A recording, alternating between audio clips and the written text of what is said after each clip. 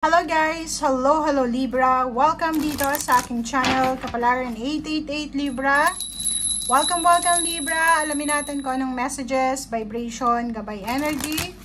Para sa inyong lahat, ito ay general reading lang. So, pwedeng mag-resonate sa iyo or pwedeng mag-resonate sa karelasyon mo or sa family mo. Okay Libra, 3 months reading to. So, tingnan natin. Alam mo yung sa reading ko kung ano yung gustong lumabas na cards, kinukuha ko yan. Okay. Music, harmony, new beginnings, vigilance, instinct, and promise.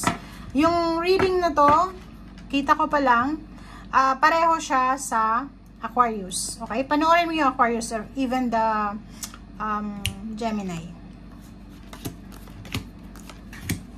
Okay. So, etong 3 cards na to, magkakasama sila. Vigilance. Sinasabi ng baraha sa'yo na mag-iingat ka. Unahin muna natin yung negative. Kasi may rason kung bakit may negative, may positive. Mag-iingat ka. Be vigilant. Maging aware ka sa mga tao sa paligid mo. Lalo na yung mga taong medyo judgmental, chismosa, yung mga taong hindi ma-appreciate yung mga actions mo, yung mga ginagawa mo, yung mga taong parang pakitaan mo ng maganda, masama pa rin, parang gano'n. Ingat-ingat ka, okay? Makinig ka sa intuition mo, makinig ka sa instinct mo, kasi sa sobrang bait mo, Libra. Alam mo ba yung Libra, sila yung pinakamabait na zodiac sign sa buong mundo.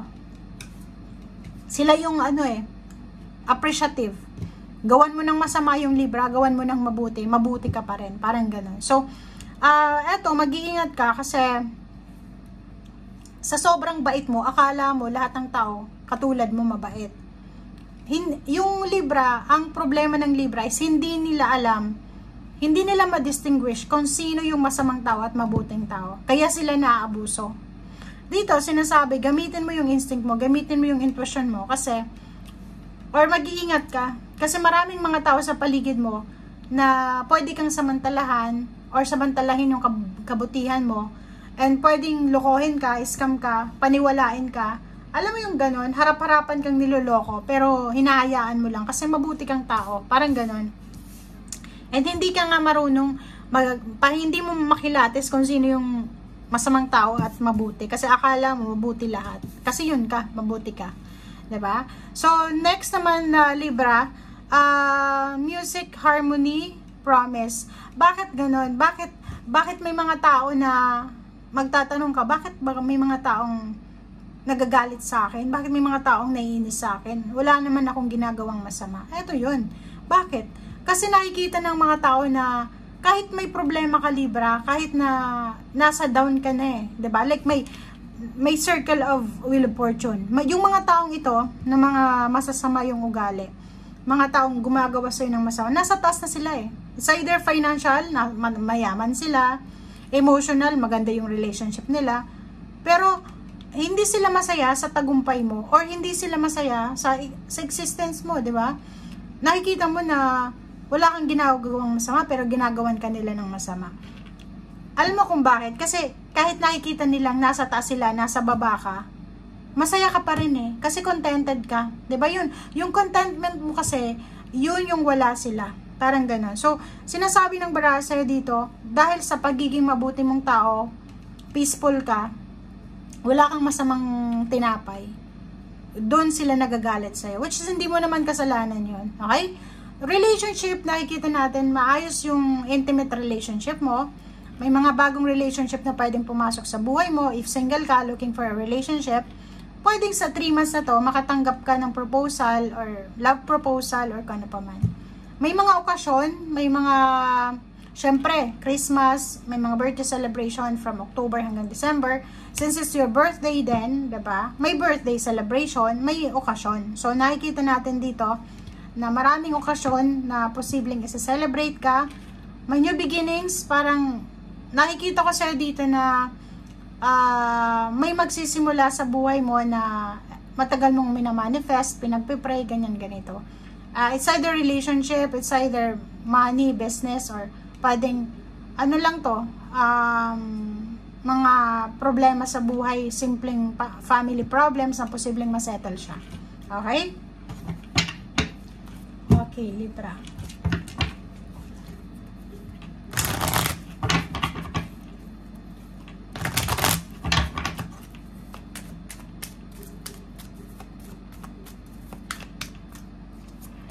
Okay, diba, oh. It's a confirmation na may mga okasyon. It's a confirmation na may selebrasyon na magaganap sa 3 months na to. May kainan, punong-puno ng blessings, family events, parang ganyan. May confirmation dyan na marami sa inyo ang magiging masaya. Okay? May mga rason kung bakit ka magse-celebrate. May rason kung bakit ka magkakaroon ng new beginnings, or may rason kung bakit masaya ka. Victory and success. Diba? So, yun. Kahit hindi na natin tapusin yung readings mo, sinasabi ng barahan na yung 3 months mo sobrang ganda. Diba? Mapupuno ka ng yung manifestation mo kasi to eh. Okay? Yung manifestation mo ay posibleng makuha mo na. Yung victory and success, maraming tao yung parang nakatingin sa'yo. Nakikita ko it's either December or last week ng December or first week ng January 2025. Maraming tao yung nakatingin sa'yo. Parang ikaw yung center of attraction, center ng limelight, ng spotlight. Ang daming nakatingin sa'yo kasi maraming hahanga sa'yo. Ihahanga ka nila kung bakit ka still standing strong, confident sa mga nangyari, 'di ba? Siguro marami kang napagdaanan sa 2024 na sobrang nakakaiyak, nakakadismaya, nakaka-heartbroken, pero nakangiti ka pa rin. Still strong, surviving, 'di ba? Kicking, parang ganon. So, yun yung energy mo ngayong 3 months na to. Ang galing, no? Nakangiti ka pa rin. Okay? Yung 5 of Pentacles mo, 'di ba? Tingnan mo, Libra. Alam mo kung malapit ka lang, gusto kitang yakapin, palakpakan, papikin sa likod. Kasi yung 5 of Pentacles mo, kung may physical health problems ka, may financial problems, sinasabi ng baraha sa'yo na iikot yung Wheel of Fortune. Tingnan mo yung Wheel of Fortune, diba? Iikot siya bago matapos yung taong 2024. Kaya nga, diba, hindi tayo dapat nag-iisip na kung ano yung sitwasyon natin ngayon, final na yun. Kasi hindi. Tingnan mo, kung wala kang pera ngayon habang nanonood ka, hindi ka sigurado, hindi pa final kung wala ka talagang pera bago matapos yung taon. Kasi tingnan mo yung Wheel of Fortune, iikot siya. Iikot siya, makakaalis ka dito sa physical problems, health problems, financial problems. Okay? And King of Swords, ang daming tao, tingnan mo, 5 of Cups, ang daming tao yung manghihinayang sa'yo. May mga tao siguro ang daming nangyari sa'yo sa 2024 na maraming tao yung parang yun, ginudge ka, tinapakan yung pagkatao mo, or pwedeng maraming mga tao yung dinisregard yung pagkabaitan mo.